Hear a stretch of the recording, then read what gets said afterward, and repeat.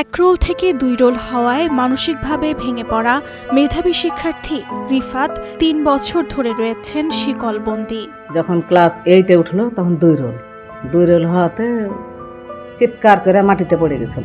বিদ্যালয়ে মেধাবী ও শান্ত স্বভাবের ছাত্র হিসেবে তিনি সবার কাছে পরিচিত ছিলেন। তবে অষ্টম শ্রেণীতে তার রোল নম্বর 2 হওয়াকে কেন্দ্র করে মানসিকভাবে ভেঙে পড়েন তিনি। এরপর ধীরে ধীরে তার জীবনে নেমে আসে এক অন্ধকার অধ্যায়। কেন আমি 2 হলাম, এই যে তার একটা আঘাত হলো যে আমি তো প্রথম সারির ছাত্র, আমি তো মানে 1 রোলের ছাত্র, গোল্ডেনের ছাত্র, আমি 2 হলাম কেন? বিছানে পড়ে কাঁদতে লাগলো।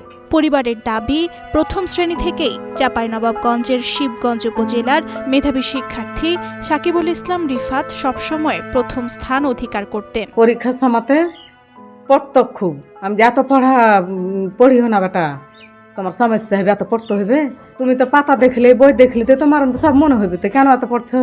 ওর জন্য জায়গা রাখতাম, তা মানতক না।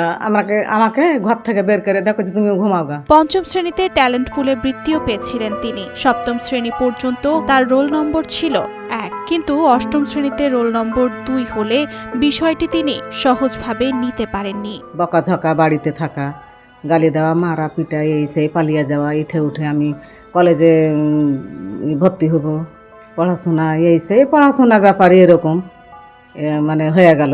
এরপর থেকেই তার মধ্যে অস্বাভাবিক আচরণ দেখা দিতে শুরু করে। এদিকে করোনা ভাইরাস মহামারীর কারণে দীর্ঘদিন শিক্ষা প্রতিষ্ঠান বন্ধ থাকায় পড়াশোনার পরিবেশ থেকেও বিচ্ছিন্ন হয়ে পড়েন রিফাত। সময়ের সঙ্গে সঙ্গে তার মানসিক অবস্থার আরও অবনতি হতে থাকে। 4টা ডাক্তার দেখালাম, আহসানুল হাবিব, তারপরে মামুন হুসাইন, লাস্টে মামুন হুসাইনকে দেখিয়ে তারপরে ওষুধ খাওয়া দিয়ে কোথাও কিন্তু ভালো হলো না। এবং কবিরাজও আমি যখন যেটা ছেলেটিকে ভালো করার জন্য যখন যেটা বলেছে তখনই কিন্তু আমি সেখানে গেছি। বর্তমানে চিকিৎসার খরচ নিয়েই সবচেয়ে বেশি দুশ্চিন্তায় রয়েছে তার পরিবার আরও জানায়, মাঝে মধ্যে রিফাত স্কুল বা কলেজে ভর্তি হওয়ার কথা বলেন, আবার কখনো দাবি করেন তিনি পরীক্ষায় পাশ করেছেন, চাকরিও পেয়েছেন, কিন্তু পরিবার তাকে যেতে দিতে চাচ্ছে না। এ ধরনের নানা বায়নাও করেন তিনি। আমি একটা মানসিক টেনশনে আছি যে চিকিৎসার জন্য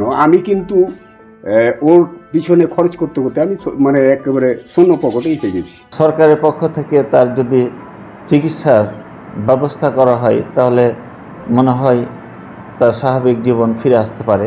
একসময় যে ছেলেটি মেধা দিয়ে সবাইকে মুগ্ধ করেছিল, আজ সে শিকলবন্দি জীবন কাটাচ্ছে। পরিবার, শিক্ষক ও এলাকাবাসীর একটাই প্রত্যাশা, উন্নত চিকিৎসার মাধ্যমে আবারও স্বাভাবিক জীবনে ফিরুক সাকিবুল ইসলাম রিফাত।